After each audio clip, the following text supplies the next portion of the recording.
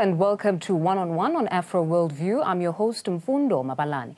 Now, June is Youth Month, and in this month, we don't only remember and celebrate the youth of 1976, but we use the month to focus on issues affecting the youth, as well as the role they could play in shaping policy and governance and social development in our country. Now, with that said, we're joined today by former COSAS Joburg Regional Chair, Penuel Maduna.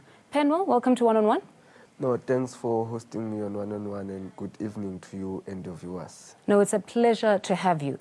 Now, you are one young man who has been vocal about the quality of the public education system. You've also spoken out against private schools or the privatization of what you consider to be a basic right. You've also spoken out, or at least called for, a university in Orange Farm. But amongst that, you're also somebody that has been expelled from COSAS. So you are speaking today in your personal capacity. But before we get into all of this, tell us about the young firebrand before us. Who are you? No, I joined COSAS in 2014. And before I joined COSAS, I was a local poet. So there was one case of a learner who was killed by a teacher in Palm Springs. So I was called to recite a poem at the memorial service of that land. And the poem I recited there was titled Gungani Kumele Ngukwesabe Tisha Wami, which means why must I fear you, my teacher? So after I performed that poem, I met two guys from COSAS. At that time when I met those guys, I did not even know the difference between SASCO and COSAS. I've always wanted to be a member of SASCO when I went to high school. So those two guys explained to me that no, in high school you are supposed to join COSAS, then you'll join SASCO at university level. Then from there I joined COSAS. That's when we started struggling, going to different schools, trying to recruit members to join COSAS. And it was very hard to recruit for COSAS at that time because of the history that COSAS has.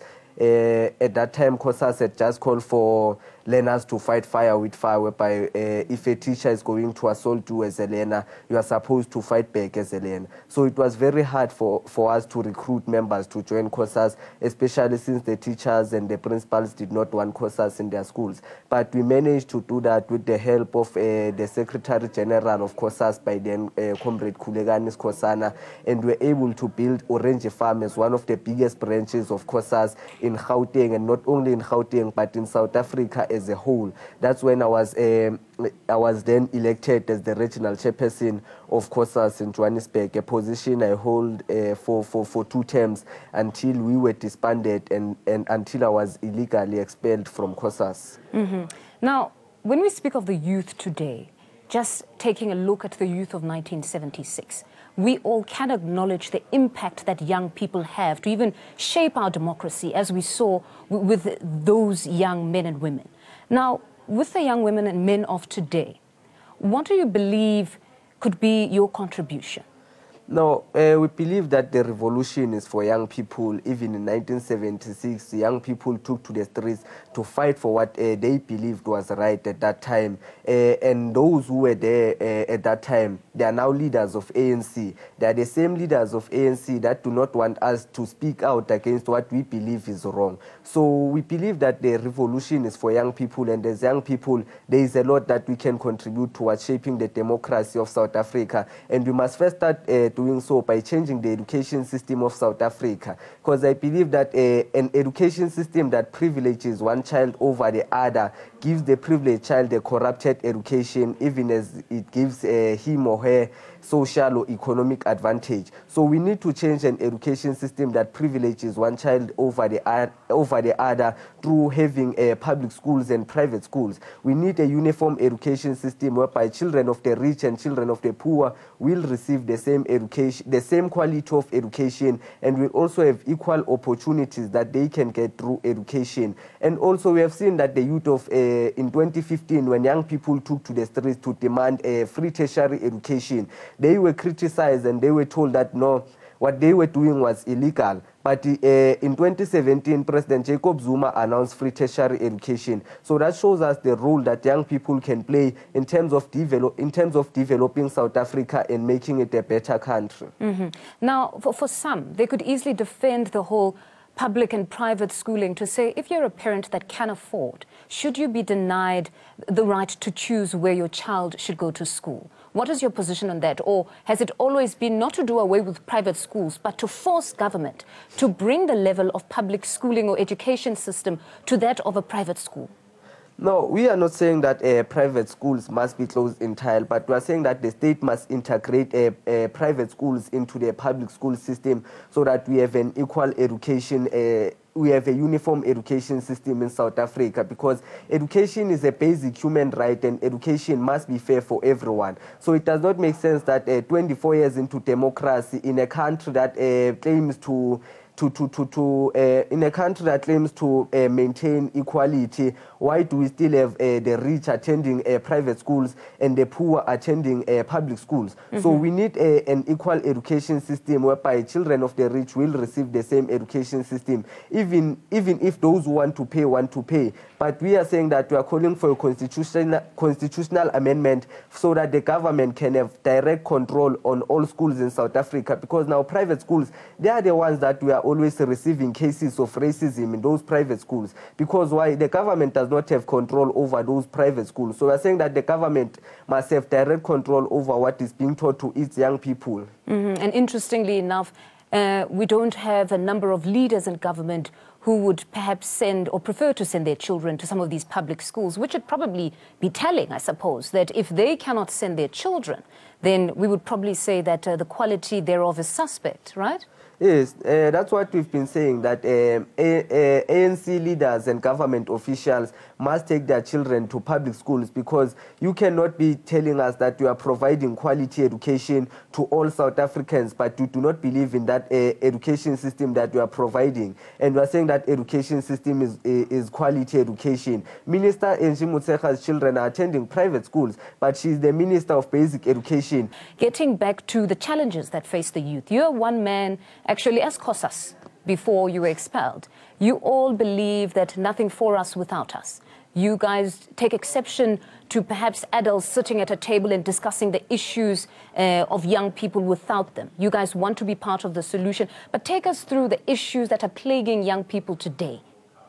There are a lot of issues that are affecting young people, and as COSAS, we have called for the incorporation of K53 in our curriculum, which is a system that the MEC of Education in Gauteng, Comrade Banyazali Sufi, has adopted. We've also called for paperless classrooms, because we are saying we are now in the fourth industrial revolution, whereby you can communicate with people around the world without even opening the front door. So we are saying that even our schools, we need to have internet access. We need to be having paperless classrooms in South Africa. And also we are calling for a change in the education system of South Africa. In South Africa, a learner in grade 3 is still learning while in China, young people are learning different things. They're learning how to fix cell phones. So we are saying that we reject that kind of education system that prepares us to be job seekers. We want an education system that is going to assist us to be job creators, because young people from public schools are expected to be job seekers, and those who come from private schools, they are the ones who must be CEOs in big companies. They are the ones who must be earning millions, being CFOs in big companies. So we are saying that we want that opportunity to be given to young people, even those who come from public schools. So there are a lot of issues that we've been reporting to the Department of Basic Education, that we've been saying as COSAS that these are the things that we want to change in the education system of South Africa. In our schools, we are sharing textbooks 6-6. 6 learners are expected to share one textbook, but we expect those learners to pass like those who are from private schools. In private schools, they are having tablets. Those tablets have all the textbooks that they need. Those tablets have internet connection. They are able to write their assignments. But in Orange Farm, in Diepsloot, in Alexandra, we only have one library, whereby all learners are expected to travel to that library so that they can be able to write their assignments, so that they can be able to do their education-related work.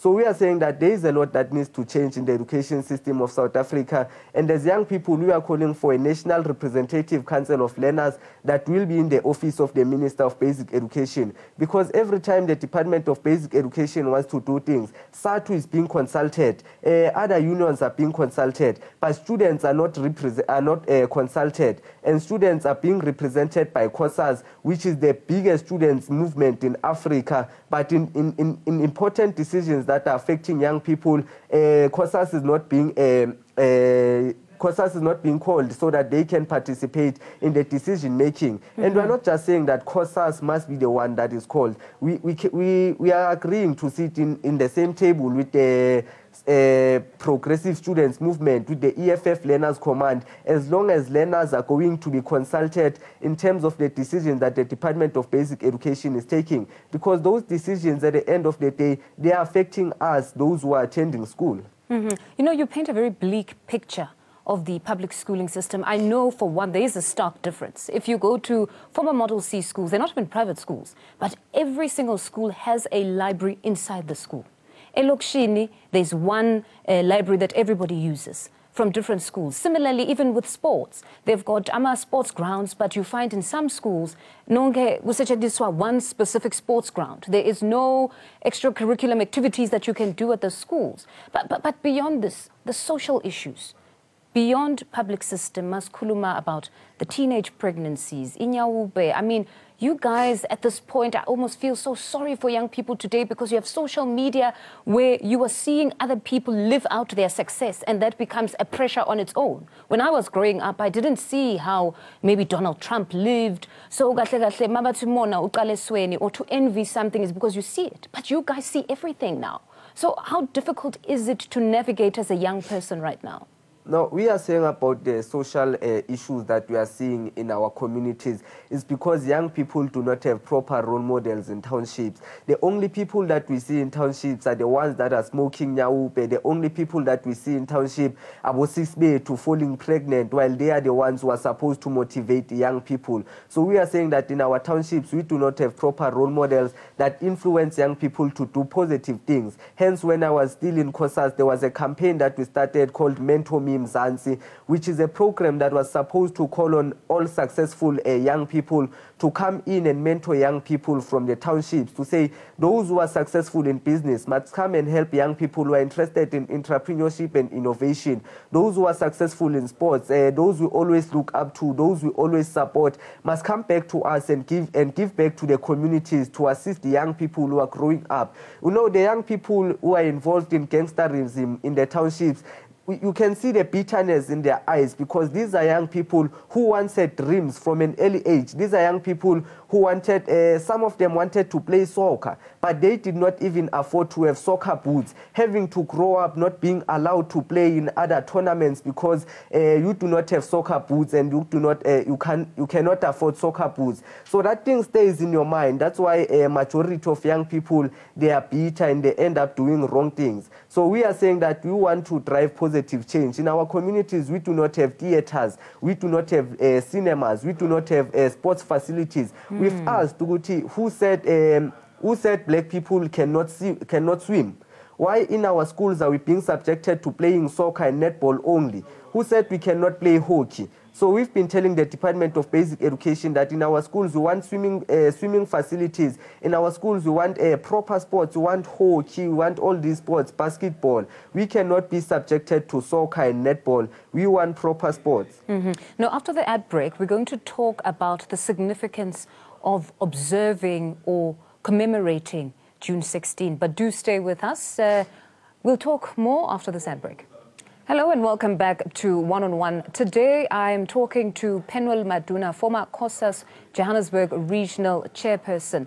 Penuel, we were just talking about, or at least just before the ad break, I spoke to you about the need or the significance of June 16. What do you believe is the significance of this day and its relevance today? No, the relevance of June 16 in this day is to remember the young people who took to the streets to fight for what they believed in. These are young people who sacrificed their lives for the education system that we are enjoying today.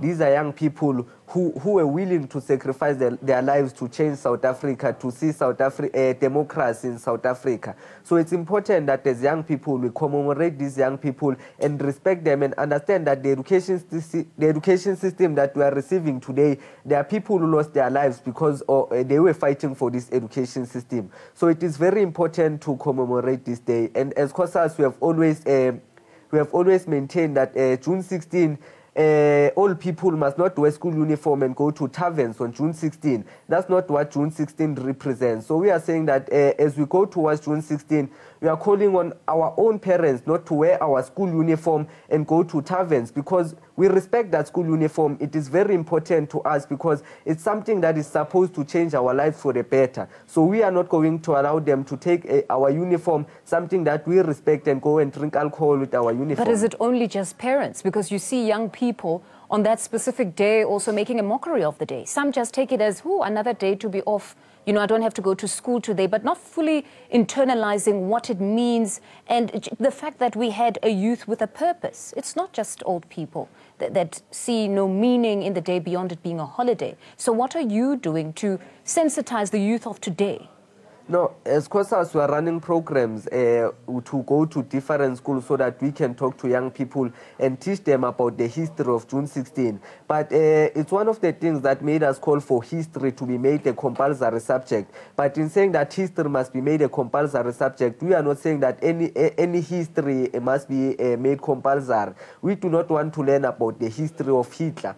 What is Hitler? We don't even know Hitler, and we don't even want to learn about Hitler. We want to learn about proper South African history, and proper South African history must be made compulsory so that young people can be taught about days such as June 16. Because young people do not understand what June 16 is. It's something that comes once every year. Mm-hmm. So once every year there's June 16, they don't even understand what June 16 is about. Mm-hmm. So that's why I'm calling for history to make a compulsory subject so that young people can understand the importance of such days, so that they cannot do a mockery of days such as June 16, which are very important to us who are young politicians, who are young student activists. Mm-hmm. No, certainly a very valid call, I must say, to make history compulsory. But then to COSAS, you keep quoting or mentioning that as COSAS, but we all know the status right now that you have been expelled. What is the latest there, or perhaps for those who might not be aware, how did you get to the point where you were expelled? No, you know, the issue with COSAS is that when I was still the regional chairperson of COSAS in Johannesburg, we met as the regional executive committee and discussed a number of issues and came to a conclusion that Minister Motshekga has failed us as a Minister of Basic Education, and we called on Minister Motshekga to step down from that position. And after that, we've been attacked from different angles, even by our own comrades, the people that we used to sit in the same table and discuss issues that are affecting young people, were the same people that were attacking us after we called on Minister Motshekga to step down. And that's when I was expelled from COSAS. But what was the charge? What was the charge? Because we take it that when somebody's expelled, there's a transparent process that takes place. You are found guilty. What was the charge? No, before I was expelled from COSAS, there was a program that was supposed to host in Orange Farm with President Jacob Zuma, was supposed to be the keynote speaker. And few hours before we were supposed to have that program, I received a letter from the National Office of COSAS saying that I was expelled from COSAS. And one of the charges that were in that letter said that I have addressed platforms that were supposed to be addressed by the president of COSAS. And my response was that one of the responsibilities as a member of COSAS is to represent COSAS. So every time there are issues that are affecting young people, as a member of COSAS, it is your responsibility to ensure that those learners who have reported issues, you make sure that their issues are being sorted out. But the National Executive Committee of COSAS decided to expel me without even calling me to a national disciplinary hearing. And one of the things that we need to note about that National Executive Committee of COSAS is that none of them in that NEC is attending school.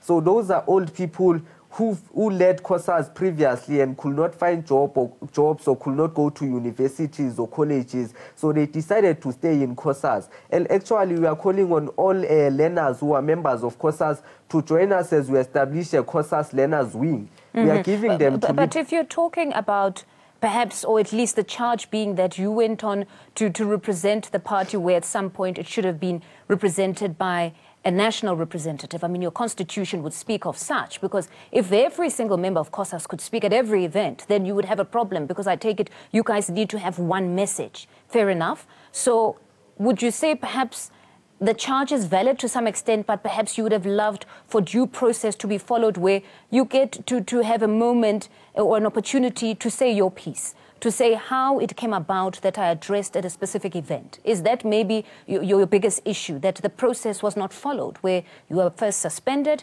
given an opportunity to say your piece, and then they can come to a decision to expel if that becomes their option?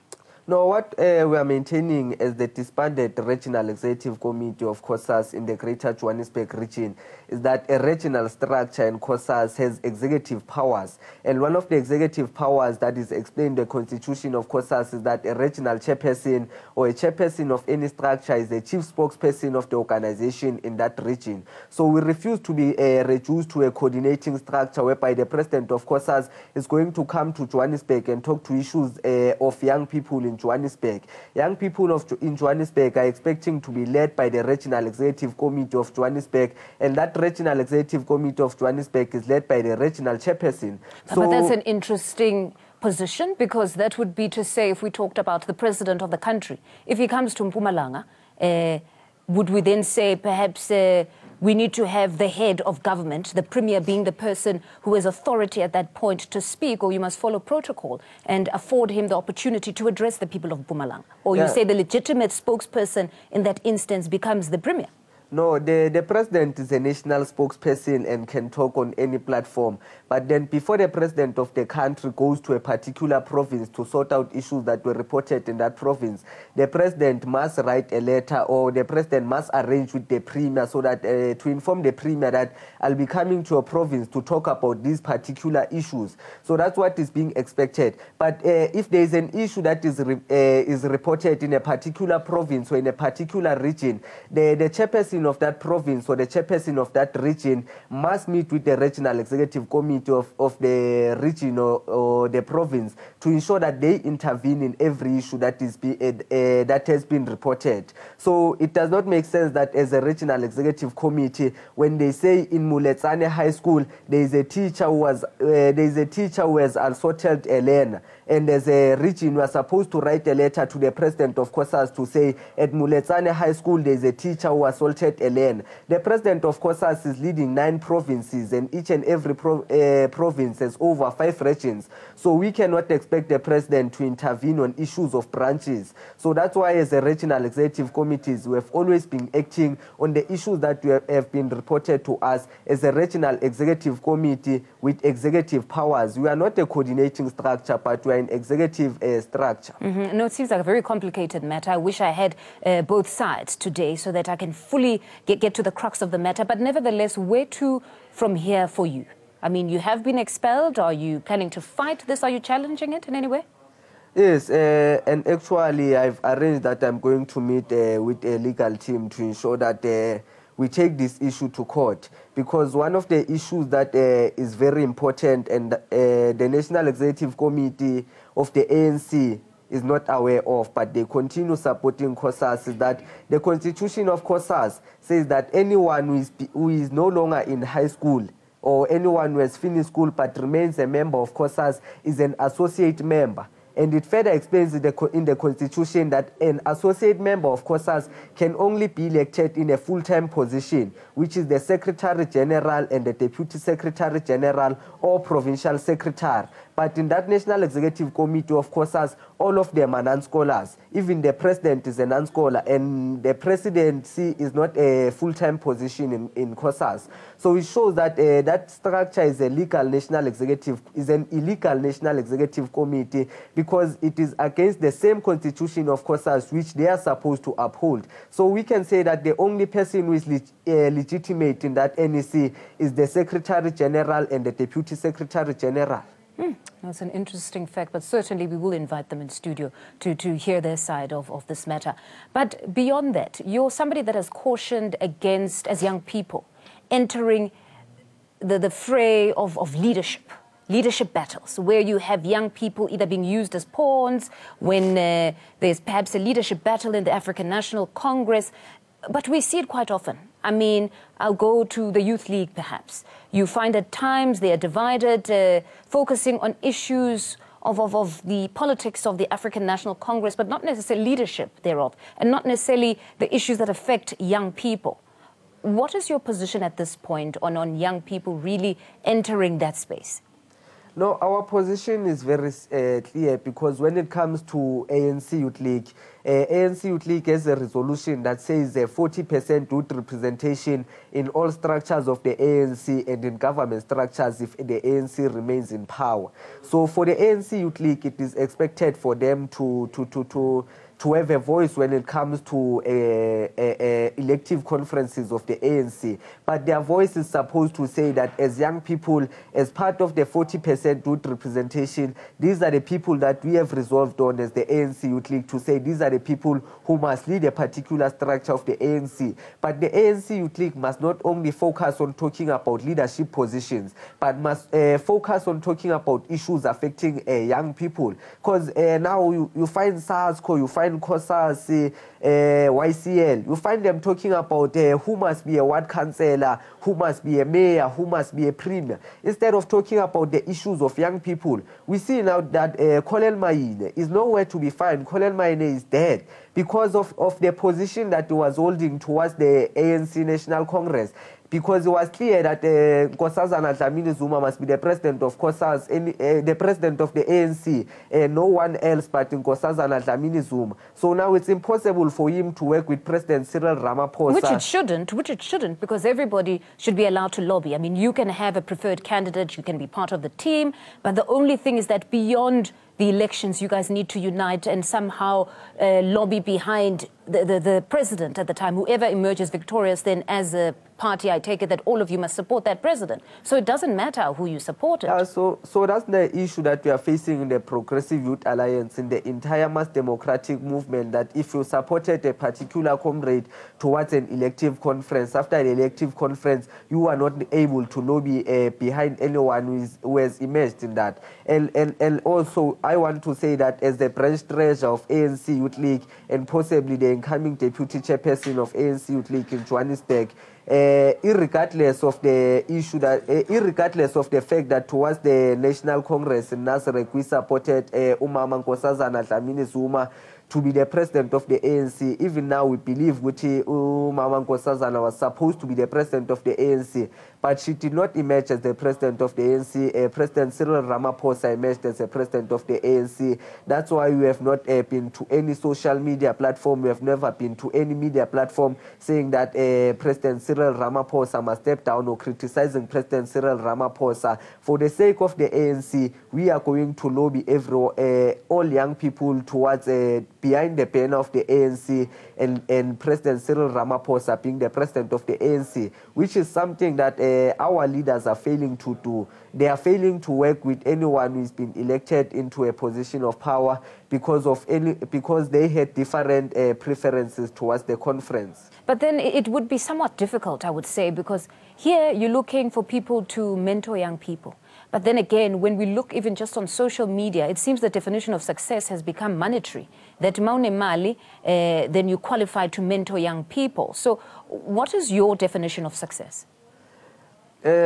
My definition of success is that success is not about money, but success is about achieving your dreams and being whatever that you wanted to be in life, and assisting those who come after you, assisting your siblings, assisting your community, being able to touch your community in a positive way. And social media, we have been saying that we need to find an app that is going to be able to take young people away from Facebook. We need to find an app that is going to be able to take our young people away from WhatsApp, because these are the biggest contributors to all the negative things that are being done by young people. So we need a social media platform that is going to be able to be both educational and both entertaining. It just crossed my mind that most of the time when you want to organize the youth to talk to them, there's always some sort of a bash.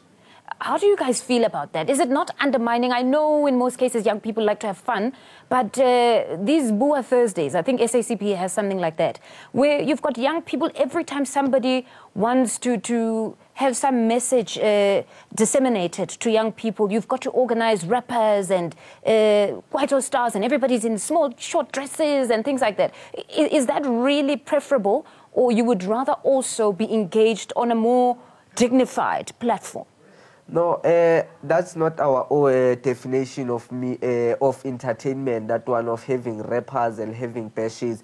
But our own definition of entertainment is whereby young people are going to be able to use their talents to entertain their peers. We've got young people who are able to write poets. We need to give them a platform. We need to give them a platform whereby they can be able to recite their poems. We need to give a platform to young artists who can be able, who are able to draw, so that they can be able to exhibit their own drawings, their own paintings. We need to give a platform to young singers in our own communities to come and sing to us, young people. So in the app that I'm talking about, there's an app that we want to start, and we have approached the Premier of Gauteng. We have also approached the MEC of Education in Gauteng to say that there is an educational and entertaining app at the same time that we want to create. So in that app, it is going to be able to give a platform to young people to be able to showcase their talents to other young people, while at the same time learning more about the things that they were supposed to learn at school. So that app is going to be able to assist you to write your homework,